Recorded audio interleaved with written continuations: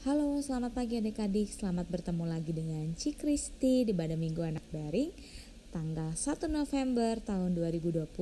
Sebelum kita akan mulai ibadah ini, Ci akan mengundang adik-adik untuk bernyanyi bersama.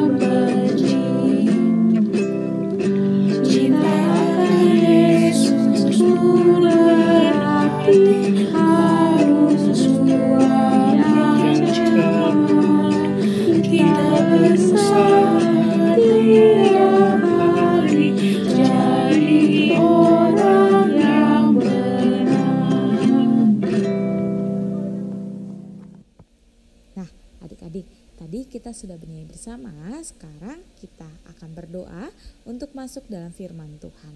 Mari kita satu dalam doa. Tuhan Yesus, terima kasih kalau kami sudah boleh dalam keadaan sehat, kami boleh dalam keadaan baik. Kamu berkati kami mendengarkan firman Tuhan hari ini, kamu sertai kami. Dalam nama Tuhan Yesus kami sudah berdoa, amin. Nah adik-adik, bacaan kita hari ini terambil dari Hagai 1 ayat 1 sampai 7. Adik-adik boleh tekan tombol pause, dan ketika adik-adik sudah selesai membaca, adik-adik boleh tekan tombol play kembali. Nah adik-adik, hari ini ada berita yang sangat seru dan sangat memiliki informasi yang banyak. Adik-adik jangan lupa ya untuk mendengarkan berita hari ini.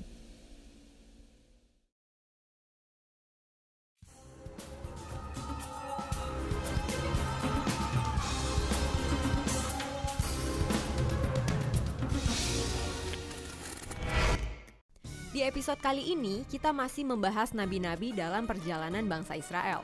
Kali ini, nabi yang akan kita bahas yaitu Nabi Hagai. Hagai adalah seorang nabi yang hidup sekitar tahun 520 sebelum Masehi dan melayani di Yehuda.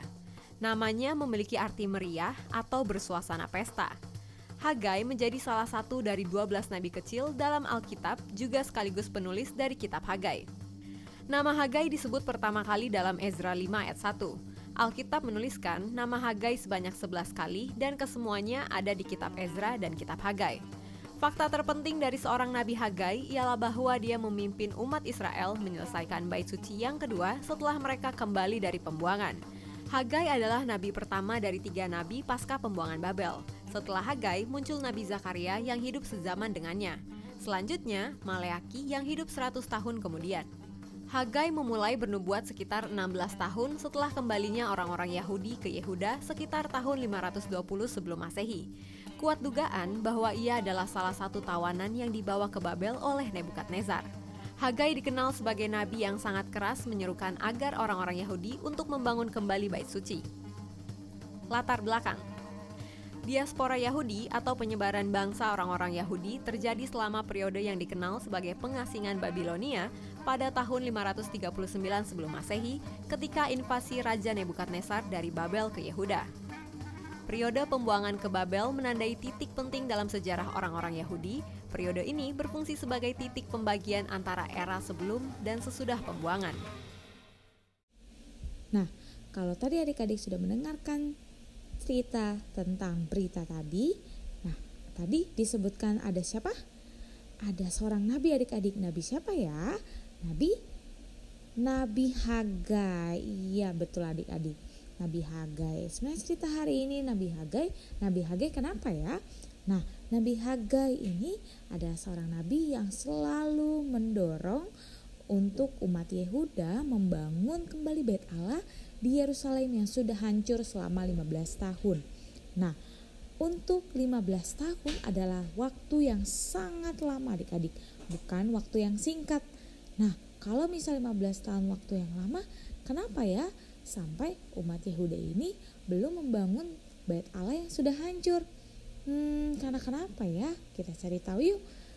Nah, karena mereka selalu sibuk adik-adik dan mereka selalu mementingkan kepentingan mereka sendiri. Mereka bahkan membangun rumah mereka masing-masing daripada mereka harus fokus untuk membangun Bait Allah. Menurut adik-adik, Tuhan Yesus sedih gak ya? Tuhan Yesus pasti sangat sedih adik-adik. Makanya Nabi Hagai ini karena sangat sedih, akhirnya dia mendorong seluruh umat Yehuda untuk membangun Bait Allah, untuk memperbaiki Bait Allah supaya mereka bisa dapat beribadah bersama-sama. Mereka boleh dapat memuji Tuhan, boleh dapat mendengarkan firman Tuhan dengan segala baik. Nah, sebenarnya adik-adik, sumber dari semuanya itu adalah Tuhan Allah adik-adik. Nabi Hagai ini selalu memperingatkan mereka supaya mereka boleh dapat memperbaiki Bait Allah dengan segala baik. Mereka harus tahu sumber dari segala apapun yang mereka lakukan, apa yang mereka terima itu yaitu dari Tuhan Allah adik-adik. Wah, mereka harus membangun Bait Allah kembali ya. Nah, adik-adik, pada saat ini kita sebagai anak-anak Tuhan, kita selalu saja seperti umat Yehuda. Kita selalu lupa baca Alkitab. Kita selalu lupa berdoa. Kita selalu lupa untuk ikut impa. Nah, kita juga suka lupa untuk melakukan aktivitas ya adik-adik. Kita sebagai anak-anak Tuhan, kita harus selalu dengar-dengaran sama Tuhan, melakukan apa yang Tuhan inginkan di dalam kehidupan kita. Nah, adik-adik, aktivitas hari ini yaitu sebutkan hal yang pernah kamu lakukan saat tidak mengutamakan Tuhan dan sebutkan alasannya. Ayo adik-adik, tadi Enci sudah memberikan beberapa contoh ya. Adik-adik jangan lupa ya untuk menyebutkan hal apapun yang adik tidak pernah mengutamakan Tuhan. Nah, adik-adik, Enci mengundang adik-adik untuk kembali bernyanyi.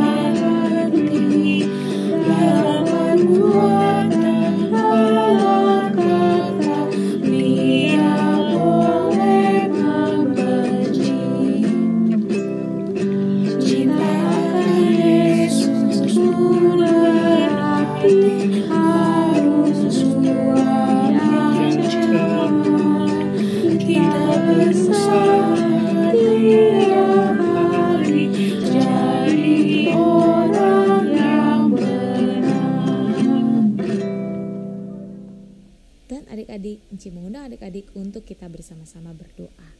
Tuhan Yesus, terima kasih kami sudah mendengarkan firman dengan baik. Engkau memberkati kami, Engkau mau tutup bungkus kami dengan Roh Kudus-Mu, dan Engkau mau selalu menyertai dimanapun kami berada. Terima kasih Tuhan Yesus, amin.